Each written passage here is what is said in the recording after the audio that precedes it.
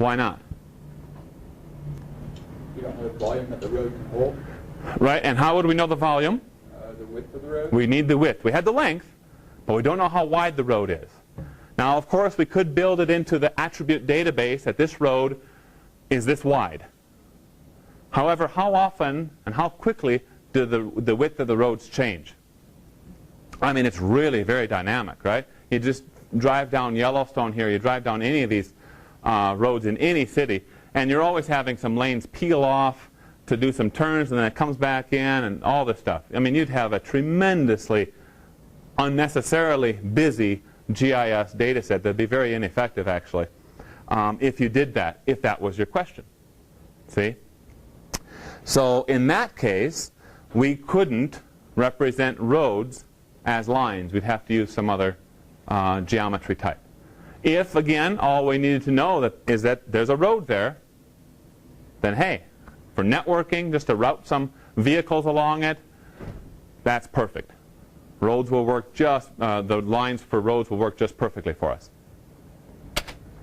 So the third type of vector geometry that we can use is the most complex, and it's called polygon data.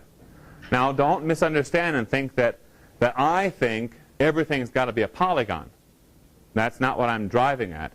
What I'm driving at is that before you start building a GIS or data for your GIS project, you really have to think about how you want to use that data, or how you need to use that data, and then apply the correct geometry type as you build your data. Okay? Super important part. But polygon, hey, that looks awful similar. The only thing I've done is I've closed up that line. So our starting node is also our ending node. And when we do that, when we make our starting node our ending node, we've encapsulated area, and the power of our computers can calculate very, very precisely the area that is enclosed by that perimeter.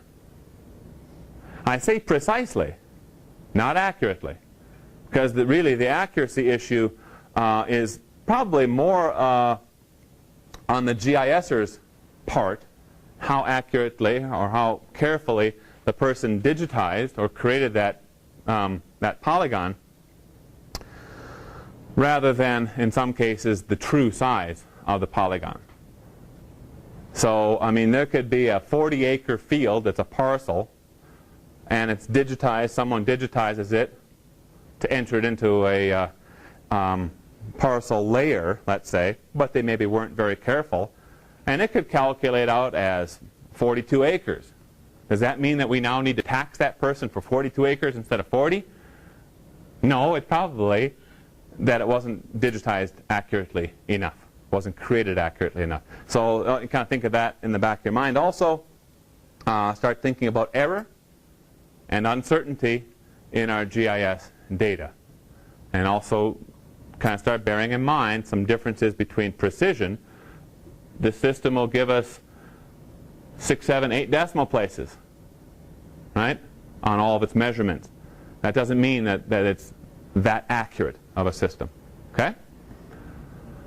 Okay, so besides building footprints and curb-to-curb road networks, what else could we, what other feature types could we describe as a polygon, or use the polygon geometry type for? Lakes. Lakes, yeah. Surface water, right? What else? Anyone? Communities. Property ownership. Yeah, the ownership. Someone else said something a second ago, a lady? Communities. Okay, right. Yep. Yeah, there's lots of different stuff that that we can use. Some land cover. I don't know if you guys noticed that kind of greenish area, that green washed area. That'd be an indication of land cover, probably some forested land cover right there. So sure, polygons would be good for that type of feature as well. No devil's advocate on this, right? So we have points, lines, polygons in the vector world. Here on the screen, we see a portion of some aerial photography. The source of this aerial photography is the 2009 National Agricultural Imagery Program, NAIP, N-A-I-P, NAIP data for the state of Idaho. It's actually coming off of the east side of American Falls Reservoir. Okay? So I kind of zoomed into that. That's real world. Okay? Can we all accept that's real world? That's an actual digital photograph of what's out there. Then we're going to digitize, heads up digitize, over the top of that aerial imagery and create some simple or fairly simplistic land cover type polygons. Okay, so we have some urban areas, some riparian areas. You see the surface water there in bright blue, and maybe some agricultural areas or whatever, right? A couple different land cover types depicted right there. Everyone follow me? Same image. Okay? So you can see that that's vector polygons. And we just showed. Now back to the aerial image. Over the top of this, I'm putting essentially a wireframe grid. Kind of a checkerboard. You can kind of see that, I hope. See that little checkerboard over the top of that thing? And now what I'm going to do is I'm going to rasterize that land cover. And when we do that, we're going to create obviously a raster layer. I need to decide if each of those squares, each of those cells that we call pixels, they are picture elements, they're called pixels, but I need to decide what land cover type each of those pixels is. And a pixel can be only one land cover type. We can't say, well, it's got a little bit of water, plus it's got some riparian. Okay, well, you got to call it one or the other. So somewhere along the line, there's a decision that's made. This is riparian, or this is surface water. We go through and do the entire thing. Okay? Looks like this. Are these different? Or do they tell us the exact same stuff? Ashley is right. Ashley? So you're shaking your head. No, it doesn't. No, I don't think it does. No, it doesn't. Does it? Anyone think it does? So we've lost some water. I can see that automatically, right? In fact, there's some places it looks like the river doesn't even connect, right? If we look here, there's no connection like there was here. Yeah, a whole bunch of different things happened. So when we rasterize, that raster layer is going to be different than your vector layer. Now, one of our problems here is that it's probably a little bit too coarse. Probably too coarse. Those pixels are too large to capture the level of detail we might need in some sort of project. How would we fix that problem? More pixels, which means make the pixels smaller. Okay? So here's the trade-off with raster and our pixel sizes and our resolutions. And that is, as we decrease our pixel size, sure, it's finer detail, looks better, looks more like real world, whatever, but the size of the data becomes larger and larger and larger. And sometimes it's unnecessarily large. We can't handle it that large. It doesn't need to be that large to solve our problem or address our question. So as an example, years ago when we would order Landsat satellite imagery, I assume everyone's heard of Landsat, the satellite that the US government controls and flies. When we would order that imagery, it would come to us on a CD. And for the most part, the CD is filled with that one scene of Landsat data.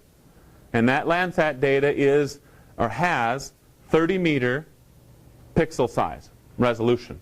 30 meters by 30 meters. 30 meters along the X, 30 meters along the Y. Then there's another satellite that came along fairly recently, and it's called QuickBird. QuickBird came out, you know, I don't know, 7, 8 years ago, I'll guess. We've used a lot of QuickBird data here at the GIS Center and in our research program. And when we get our QuickBird data, it would come to us on 1 CD. The QuickBird data has, well, let's say for the panchromatic part, the part that looks closest to an aerial photo, it's about 1 meter resolution. Okay? But the QuickBird imagery does not have the same spatial extent as the Landsat imagery. Right? It just doesn't cover as much of the Earth. If, however, we wanted to order the same amount of data, QuickBird data, to cover the exact same extent as one Landsat scene, 30 meter pixels here, 1 meter pixels in the QuickBird, how many CDs would we need? How many CDs would they ship us? 900. 30 by 30. 900 CDs. We couldn't even stack them here. Right? 900 CDs in their good old jewel cases, whatever. Couldn't do it. Right? Wow, that's tremendous. Now just think about storing that on your hard drive. Most hard drives are not large enough to handle it. Maybe a server, sure. Compress it, yeah, you might be able to do it. Tremendous amounts of data. So that's the compromise. Yeah, we can make those pixels so small that it looks just like the real world, like a digital photo. But can we store that? And do we need that level of resolution to address whatever our project is? Any questions so far? No. Okay. So how do you guys feel? Do you feel pretty comfortable about the differences between vector and raster? Good, go ahead. Why would we use one instead of the other? The reason why we use one instead of the other is that in many, many cases, vector may be better to address a question, or raster may be better, or some feature that we're trying to extract and get it into a digital form better lends itself to raster or vector. For instance, what we were looking at a minute ago, underneath all this, that aerial imagery, that's a raster layer. It's impossible, literally, for us to efficiently create that in the vector world. We'd have little polygons essentially around each pixel. You see? So in many, many Landsat data, a great example again of raster data. Digital elevation models, have folks heard of those things? Elevation models that show you, each little change in the landscape. Again, better suited toward raster. Yeah, and sometimes here's something to think about when you start doing your analysis is you may be working primarily in vector, let's say. But then all of a sudden you have a different, maybe a little bit different question you want to try to answer. Don't forget to think about changing your vector to a raster, rasterizing it to solve the question. I had some students some years ago from Luleå University in Sweden, and sharp guys. They came here and they started the original BLM historic fire data set. Okay? That was their project here. And they started that thing, and people use it all the time. The BLM right now maintains it, updates it every year. But we go all the way back. They started up with 1936 data that were in fire records on paper and all this different stuff, and they created all that original data. And then one of the things that they also did for their internship over the summer with me was, of course, some spatial analysis. So one of the questions that I asked them was, how many fires have burned since 1936 across this study area, which for their study was southeastern Idaho. So I want to see all the places where it has never burned. I also want to see all the places where it's burned once, twice, 3, 4, 5, 6, whatever times. Okay? Get a little feel for fire frequency, fire return intervals, those sorts of things. And then I went on vacation. Unfortunately, I did it right about that time. And when I came back after a week of being gone